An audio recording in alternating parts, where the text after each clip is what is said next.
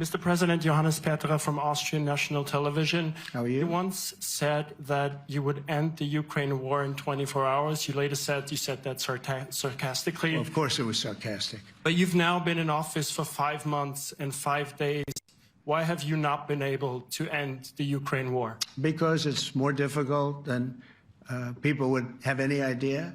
Vladimir Putin has been more difficult. Frankly, I had some problems with Zelensky. You may have read about him.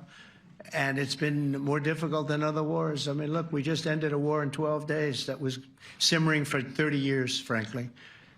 We ended Rwanda and the Congo. It's coming to sign the documents. We've already signed basic documents, but they're coming, I think, to the White House on Friday. We ended Serbia was going to go at it. But maybe the most important of all, India and Pakistan. And that wasn't whether or not they may someday have nukes like we're talking about in the Middle East, like we're talking about with Israel and Iran. This is they have nuclear weapons. I ended that with a series of phone calls on trade. I said, look, if you're going to go fighting each other, it was getting very bad. You know how bad that last attack was. It was really bad.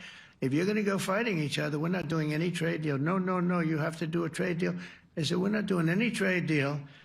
And in fact, I had the general, who was very impressive. The general from Pakistan was in my office last week. You know, Prime Minister Modi is a great friend of mine. He's a great gentleman. He's a great man. And I got them to reason. I said, we're not doing a trade deal if you're going to fight. And if you're going to fight each other, we're not doing a trade deal. And you know what?